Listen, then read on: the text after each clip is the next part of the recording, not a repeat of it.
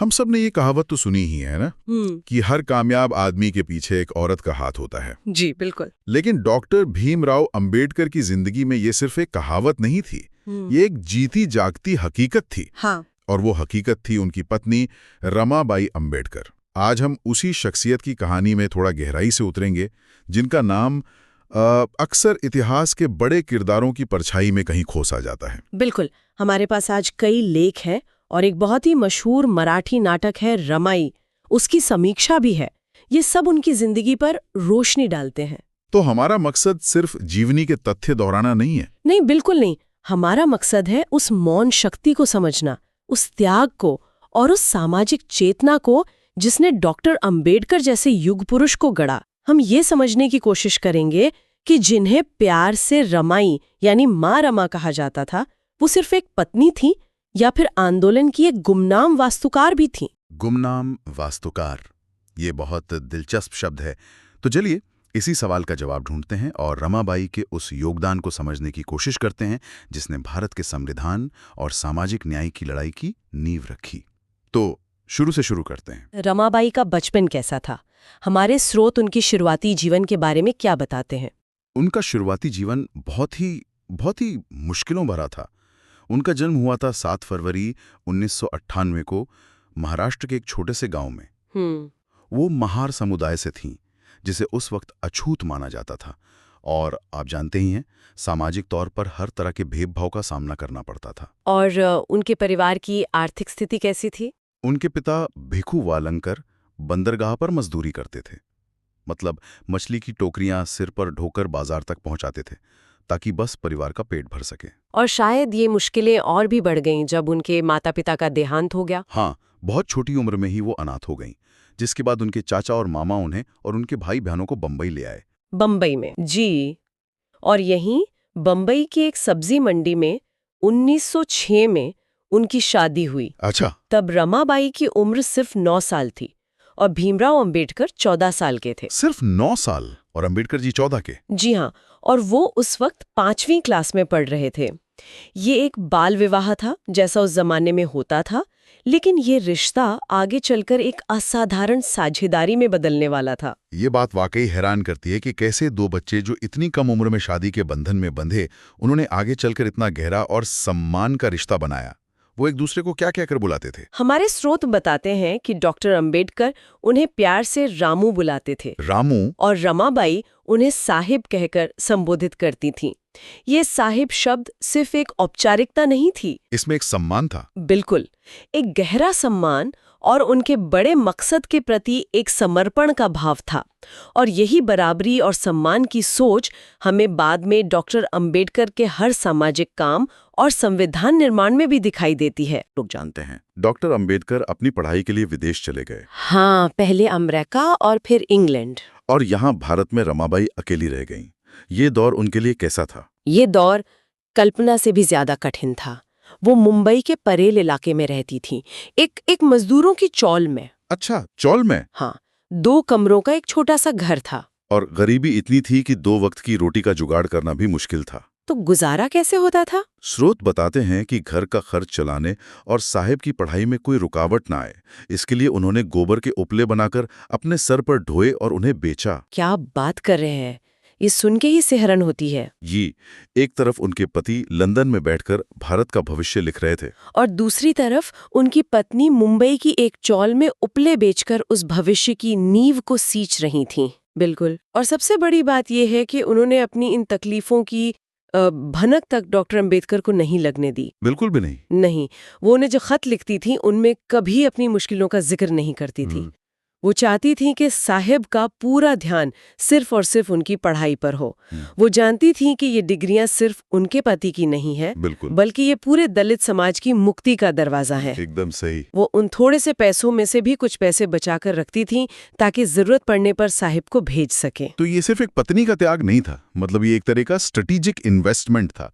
रमाबाई ये समझ रही थी कि साहिब की डिग्रियां उनकी व्यक्तिगत तरक्की नहीं बल्कि पूरे समाज के एम्पावरमेंट का टिकट है। आपने बिल्कुल सही शब्द इस्तेमाल किया, स्ट्रेटेजिक इन्वेस्टमेंट। हर वो डिग्री, हर वो किताब जिसके दम पर डॉक्टर अंबेडकर दुनिया के सामने खड़े हुए, उसके पीछे रमाबाई का ये मौन संघर्ष, उनका ये त्याग छिपा हुआ है। उनका त्याग वो जमीन बना जिस पर डॉक्टर अंबेडकर ने सामाजिक न्याय के सपनों की इतनी बड़ी इमारत खड़ी की। लेकिन क्या रमाबाई की भूमिका सिर्फ घर पे रह के त्याग करने तक ही सीमित थी, या वो सामाजिक तौर पर भी सक्रिय थी? क्योंकि अक्सर उनकी छवि एक कर्तव्यनिष्ठ त्याग करने वाली पत्नी तक ही सीमित कर दी जाती है। ये एक बहुत जरूरी सवाल है और इसका जवाब उनकी छवि को पूरी तरह बदल देता है। वो सिर्फ एक घरेलू महिला नहीं थी, बल्कि खुद एक समाज सुधारक और सामाजिक कार्यकर्ता थी। अच्छा, वो डॉक्टर अंबेडकर के मिशन में एक सक्रिय भागीदार थी। क्या हमारे स्रोत इसका कोई ठोस उदाहरण देते हैं कि वो कैसे सक्रिय थी? हाँ बिल्कुल, एक बहुत बड़ा उदाहरण है डिप्रेस्ड क्लास विमेन एसोसिएशन।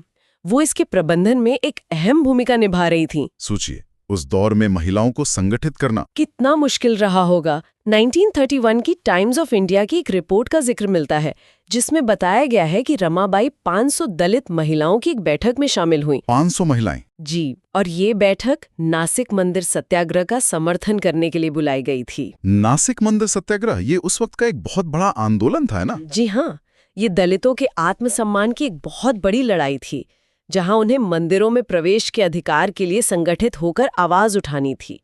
और रमाबाई उस आंदोलन के समर्थन में महिलाओं को एकजुट कर रही थीं। मतलब वो उस लड़ाई के केंद्र में थीं। बिल्कुल, ये दिखाता है कि वो सिर्फ घर से समर्थन नहीं दे रही थीं, बल्कि जमीन पर उतरकर काम कर रही थीं। और वो धारवाड़ वाली घटना भी तो है जो उनकी करुणा और सामाजिक जिम्मेदारी को दिखाती है। वो तो दिल को छू लेने वाली घटना है। धारवाड़ में डॉक्टर अंबेडकर और उन्होंने मिलकर दलित छात्रों के लिए एक हॉस्टल शुरू किया था। एक बार जब रमाबाई वहां गईं, तो उन्होंने देखा कि छात्रों की हालत बहुत खराब है, उनके पास जरूरी सामान तक नहीं है। तो उन्होंने क्या किया? उन्होंने एक पल भी नहीं सोचा, अपनी सोने की चूड़ियां उतारी और उन्हें बेच दिया। अपनी सोने की चूड़ियां? जी, और उन पैसों से हॉस्टल के लिए गद्दे, बर्तन और राशन का सामान खरीदा। ये तो। और सिर्फ इतना ही नहीं, अपनी खराब सेहत के बावजूद उन्होंने खुद उन सभी छात्रों के लिए अपने हाथों से खाना बनाया। ये सिर्फ दान नहीं था, ये मातृत्व था। एक माँ का अपने बच्चों के लिए किया गया काम था। वो उन सभी छात्रों में अपने समाज का भविष्य देख रही थी। सही बात। कहा तो ये भी जाता है कि डॉक्टर अंबेडकर को दलितों के लिए शिक्षण संस्थान खोलने की सबसे ज्यादा प्रेरणा रमाबाई से ही मिली थी। एक तरफ समाज के लिए इतनी बड़ी जिम्मेदारियां और दूसरी तरफ उनका व्यक्तिगत जीवन भी त्रासदियों से भरा हुआ था। ये संतुलन बनाना कितना मुश्किल रहा होगा? बेहद मुश्किल। उनके जीवन में एक के बाद एक व्यक्तिगत दुख आते रहे। उनके 5 बच्चे हुए, 4 बेटे और 1 बेटी। लेकिन दुर्भाग्य से उनमें से सिर्फ एक बेटा यशवंत ही जीवित बच पाए। सिर्फ एक? जी, उनके 4 बच्चों की बचपन में ही बीमारी और गरीबी के कारण मृत्यु हो गई। 4 बच्चों को खो देना, ये किसी भी माता पिता के लिए असहनीय दर्द है। डॉक्टर अंबेडकर इस दुख से पूरी तरह टूट गए थे। उन्होंने अपने एक पत्र में इस दर्द को बयां करते हुए लिखा था, हमारे बच्चों के खोने से हमारी जिंदगी का नमक चला गया है। मेरे लिए जिंदगी अब खरपतवार से भरा एक बगीचा है। जी, ये शब्द उनके दिल के दर्द को दिखाते हैं। और ऐसे गहरे दुख के पल में रमाबाई ने उन्हें कैसे संभाला? यहीं पर रमाबाई की असाधारण हिम्मत और चट्टान जैसी दृढ़ता दिखती है। जब साहिब दुख में डूबे हुए थे, तो उन्होंने उन्हें सांत्वना दी। क्या कहा उन्होंने? उन्होंने कहा, जो लोग शोक में डूबे रहते हैं वे जीवन में कुछ भी हासिल नहीं कर सकते। समाज के लिए यह बेहतर है कि आप इस दुख से बाहर निकलें। वाह! वो मानती थी कि उनका व्यक्तित्व दुख समाज के करोड़ों अछूतों के दुख से बड़ा नहीं हो सकता। उन्होंने अपने दर्द को समाज की सेवा करने की ताकत में बदल दिया। ये तो अविश्वसनीय है, अपने गम को परे रखकर दूसरे को उसके बड़े लक्ष्य की याद दिलाना। इसके लिए बहुत हिम्मत चाहिए। डॉक्टर अंबेडकर ने उनके इस योगदान को कभी स्वीकार किया? उन्होंने इसे सार्वजनिक रूप से अब बहुत ही भावुक तरीके से स्वीकार किया। 1941 में जब उन्होंने अपनी किताब थॉट्स ऑन पाकिस्तान प्रकाशित की, तो उन्होंने वो किताब अपनी रामू को समर्पित की। वो समर्पण आज भी उनके रिश्ते की गहराई बताता है। क्या लिखा था उन्होंने उस समर्पण में? उन्होंने लिखा, रमू की याद में, उसके अच्छे दिल, उसके नेक विचारों और उसके पवित्र चरित्र की सराहना के प्रतीक के रूप में, और साथ ही उन मुश्किल दिनों में मेरे साथ दुख झेलने की उसकी हिम्मत और तत्परता के लिए। ये शब्द किसी भी डिग्री या सम्मान से कहीं ज्यादा बड़े हैं। बिल्कुल, ये एक पति के अपनी पत्नी के प्रति सबसे बड़ी श्रद्धांजलि थी। ये स्वीकार करना कि रमाबाई के बिना वो कुछ भी नहीं थे। लेकिन रमाबाई ये सब देखने के लिए ज्यादा समय तक जीवित नहीं रहीं। नहीं, लंबी बीमारी और लगातार संघर्ष ने उनके शरीर को तोड़ दिया था। 27 मई 1935 को सिर्फ 37 साल की उम्र में उनका निधन हो गया। सिर्फ 37 साल? जी। डॉक्टर अंबेडकर पर इसका इतना गहरा असर हुआ कि वो पूरी तरह बिखर गए। उन्होंने अपना सिर मुंडवा लिया और कुछ समय के लिए किसी साधु की तरह दुनिया से अलग-थलग रहने लगे। वो अक्सर कहते थे कि जब जिंदगी में सुख के दिन आए तो मेरी रामू ही मुझे छोड़कर चली गई। आज उनकी विरासत को कैसे याद किया जाता है? आज भी रमाबाई लाखों लोगों के लिए प्रेरणा का स्रोत हैं। मुंबई के घाटकोपर में उनके नाम पर एक बड़े स्मारक बनाने की घोषणा हुई है ताकि आने वाली पीढ़ियां उनके बलिदान को न भूलें। और फिल्में और नाटक भी बने? हाँ, उनके जीवन पर मराठी और कन्नड़ में कई फिल्में और नाटक बने हैं, जैसे रामाई। ये सब उनकी कहानी को घर घर तक पहुंचा रहे हैं। वो सिर्फ एक नाम नहीं, बल्कि त्याग, हिम्मत और निस्वार्थ सेवा का प्रतीक बन चुकी हैं। तो रमाबाई अंबेडकर सिर्फ एक सहायक नहीं थी, वो एक साझीदार थी, एक समाज सुधारक थी, और डॉक्टर अंबेडकर के लिए ताकत का वो स्तंभ थी जिसके सहारे वो खड़े रह सकें। बिल्कुल, उनका मौन बलिदान और सक्रिय भागीदारी दोनों ही भारतीय संविधान के निर्माण और सामाजिक न्याय के आंदोलन की नींव में शामिल हैं। और अंत में एक बहुत दिलचस्प किस्सा है जो उनके रिश्ते और डॉक्टर अंबेडकर की सोच को दिखाता है। रमाबाई की बहुत इच्छा थी कि वो पंढरपुर की तीर्थ यात्रा पर जाएं। पंढरपुर महाराष्ट्र का एक बहुत बड़ा तीर्थ स्थल। जी, लेकिन दलित होने की वजह से उन्हें मंदिर में प्रवेश की इजाजत नहीं थी। इस बात से उन्हें बहुत दुख हुआ। तो फिर क्या हुआ? तब डॉक्टर अंबेडकर ने उनसे एक वादा किया। उन्होंने कहा, तुम्हें उस पंढरपुर जाने की जरूरत नहीं है जो तुम्हें अंदर नहीं आने देता। मैं तुम्हारे लिए एक नया पंढरपुर बनाऊंगा। एक नया पंढरपुर? हाँ, एक ऐसा नया पंढरपुर जहां कोई भेदभाव ना हो, जहां हर इंसान बराबर हो। माना जाता है कि इसी घटना ने और ऐसी कई और घटनाओं ने उन्हें हिंदू धर्म की कुरीतियों के खिलाफ और मजबूत किया और आगे चलकर बौद्ध धर्म अपनाने की प्रेरणा दी। वो उनके लिए एक नया समाज ही बना देना चाहते थे। और यही आज का हमारा विचारणीय प्रश्न है।